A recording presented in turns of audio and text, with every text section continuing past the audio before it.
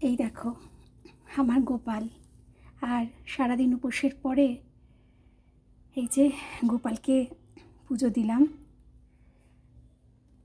আমার ঠাকুর ঘর নেই, তোমাদের তো বলেছি ঠাকুর ঘর নেই, শ্বেত পাথরের মোজাইক করা দালানও নেই, কিন্তু ভক্তের ভগবান তো কুঁড়ে ঘরেও আসেন, তাই না? আর যতটুকু পেরেছি আজকে একটু আয়োজন করেছি। এই যে একটু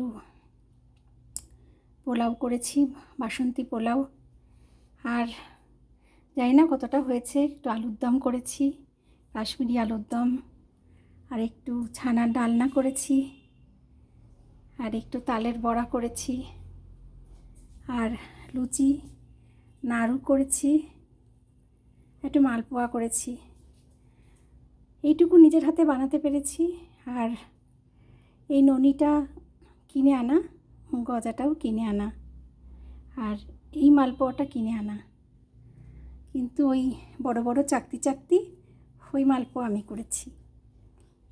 এইটুকু দিয়ে আমার গোপাল সোনাকে ভোগ দিতে পেরেছি। আর একটু লুচিও করে দিলাম, জানি না কতটা পেরেছি। গোপাল বুঝবে, খেয়ে বলবে কেমন হয়েছে মায়ের হাতের রান্না। আর ননিটা কালকে গেছিলাম দোকানে, দেখলাম ননি পাওয়া যাচ্ছে, ননিটা কিনে এনেছি হোম সুইটস থেকে। আর গজা আর এই মালপোয়া, এই তিনটে হোম সুইটসের। আর বাদ বাকি এগুলো সব গোপালের মা তার নিজের হাতে বানিয়েছে। তালের বড়াটাও জানি না কেমন হয়েছে, গোপাল খেয়ে বলবে কেমন। আর এই যে আমার গোপাল সোনার পুজো হয়ে গেল। তোমাদের সবার পুজো হয়ে গেছে তো?